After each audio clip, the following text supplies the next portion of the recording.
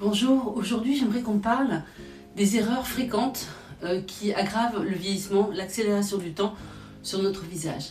Si vous avez l'impression que votre visage change, que votre ovale évidemment se relâche, que votre cou retombe un petit peu, que votre regard semble plus fatigué, alors ce n'est pas forcément dû à l'âge. Très souvent, ce sont des gestes du quotidien, comme des habitudes inconscientes par exemple, qui accélèrent ces transformations. Et ce qui est intéressant, c'est que dans la majorité des cas, ce sont des choses que l'on peut corriger assez rapidement. Donc aujourd'hui, j'ai envie de vous parler de ces erreurs. Il y en a 7 majoritairement que je vois le plus souvent chez mes clientes. Et cela évidemment impacte la qualité de leur visage.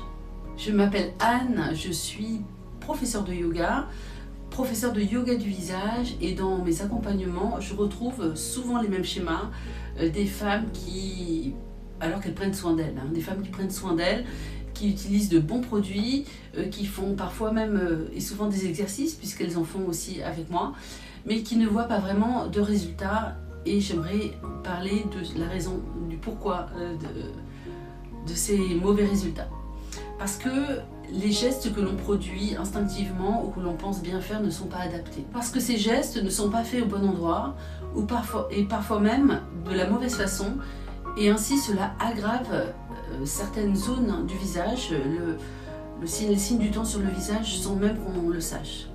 La première erreur, c'est de trop stimuler donc des zones qui sont fragiles. Typiquement, alors le contour des yeux, qui est une peau qui est 7 fois plus fine que le reste du visage, et beaucoup de femmes massent directement cette zone de façon appuyée et ferme. Pensant bien faire évidemment, mais en réalité, la peau est extrêmement fine, comme je vous le disais, et donc le résultat, c'est qu'on accentue les ridules, on va fragiliser même les tissus. Et ce qu'il faut faire à la place, ce sont des gestes très légers, presque des effleurements.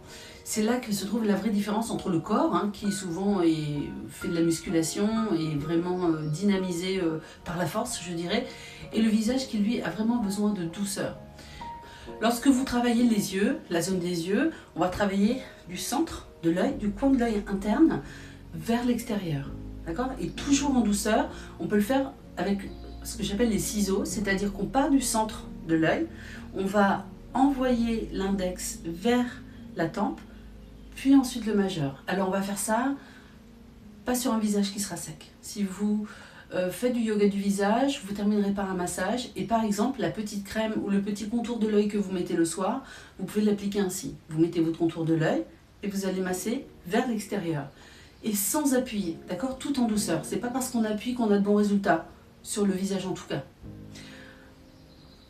Donc de l'intérieur vers l'extérieur.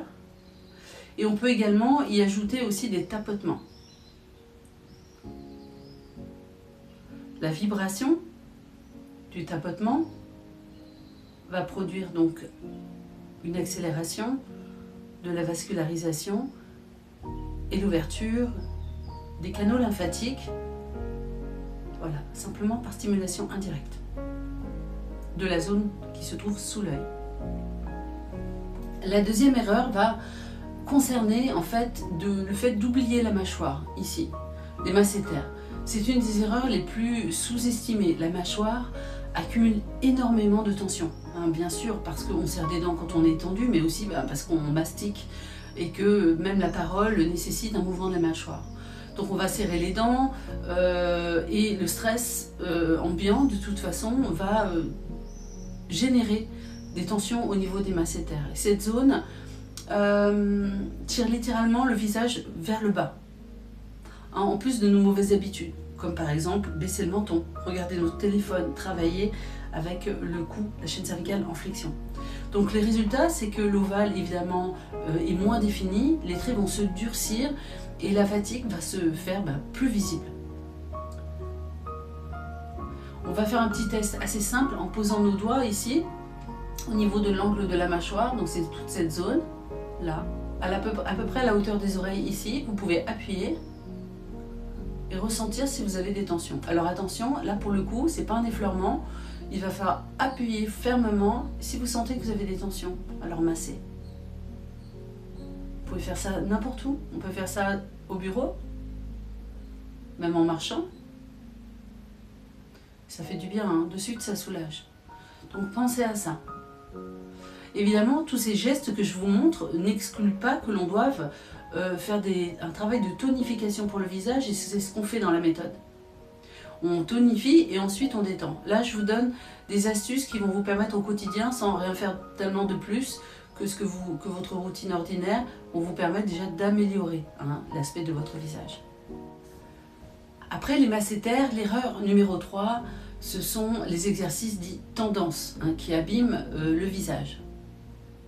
Il y a beaucoup d'exercices populaires comme gonfler les joues, comme ça, ou faire des grimaces, ou utiliser une cuillère. Vous avez déjà vu ça sur les réseaux. Ou exagérer certains mouvements. Alors, certaines de ces choses-là se font, mais avec des précautions particulières. Parce que c'est ok pour des femmes de 30 ans, mais pour des femmes à partir de 50 ans, c'est pas ok du tout. Ça va créer des plis répétés, et avec le temps, ces plis-là vont devenir des rides. Donc vous croyez, vous, faire quelque chose de bien pour votre visage, mais vous allez creuser, hein, ces aspects-là, ces rides-là. Par exemple, je vous donne un exemple. L'exemple de la bouche des joues qu'on gonfle là. On voit souvent les femmes faire ça. Vous l'avez vu ça, certainement, d'accord ? Si vous faites cet exercice, qui est formidable, hein, pour le milieu du visage, je vous conseille de poser les mains ici, là, sur toute cette zone. Parce que vous voyez bien que si vous gonflez les joues, vous créez des plis là. Juste le fait d'avoir la bouche comme ça en resserrée va créer des plis ici. Donc on va éviter en posant les mains sur la bouche, et ainsi vous pourrez à ce moment-là gonfler les joues.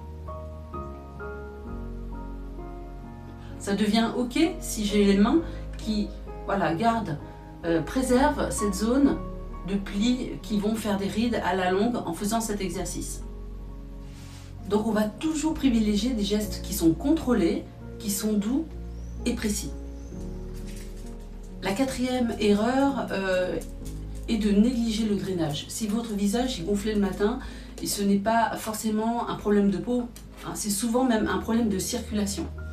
Donc pour avoir un aspect du visage frais, hein, et ouvert, il va falloir faire circuler la lymphe. Parce que quand la lymphe ne circule pas bien, le visage évidemment paraît plus lourd, les traits se figent et les yeux sont gonflés. Donc simplement faire des mouvements de drainage du centre vers l'extérieur avec des pressions douces. D'accord ? Donc ça peut être par exemple ça. Ça peut être ça. Et ensuite je descends le long du cou, ça va ouvrir les canaux lymphatiques. Donc vers les dents, je descends le long du canal lymphatique, le long du cou. Cela, je descends vers les clavicules.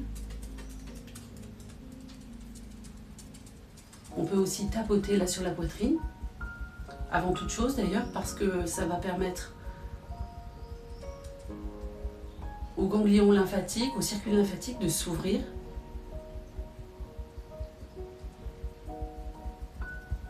On peut pomper ici, au-dessus des clavicules et en dessous des clavicules.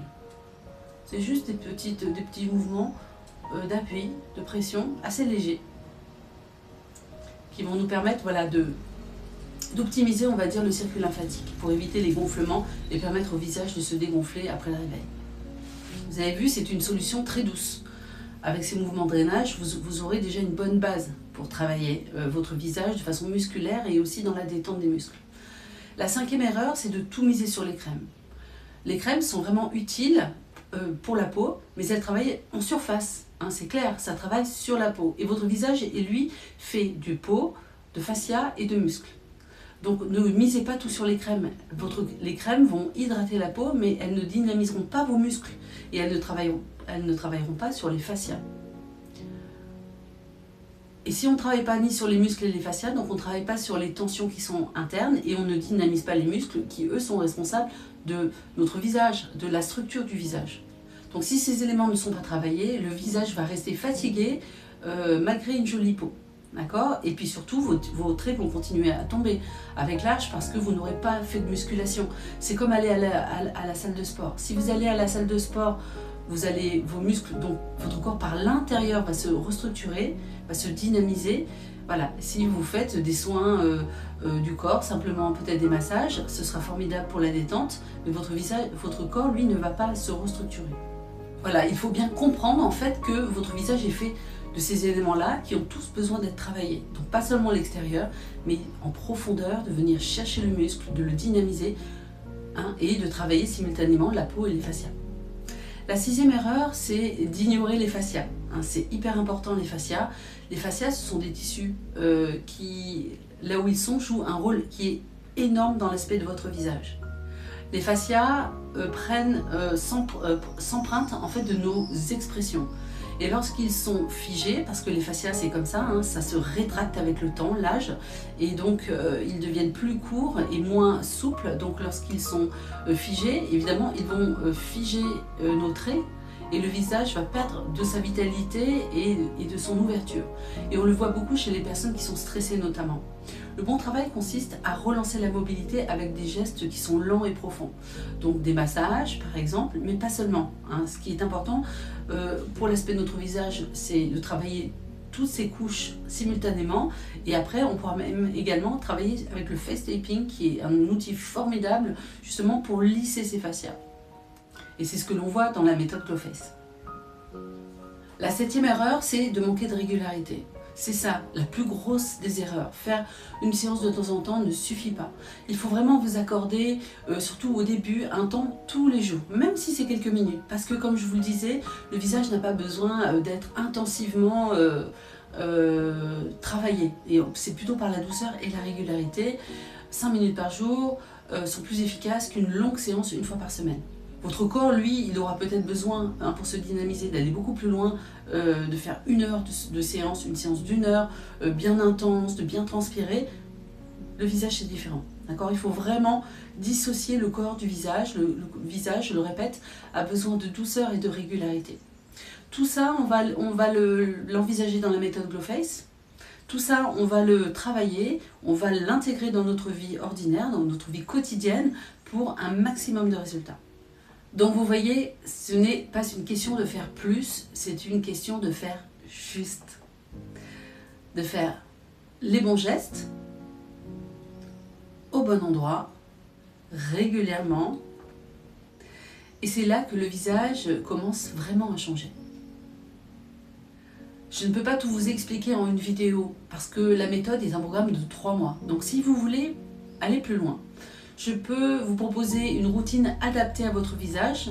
Écrivez simplement « visage » en commentaire et je vous guiderai. Vous pourrez me contacter via la description de la vidéo. Vous pouvez donc consulter ce lien dans la description. Et ce serait vraiment avec plaisir que je vous accompagnerai dans cette belle aventure.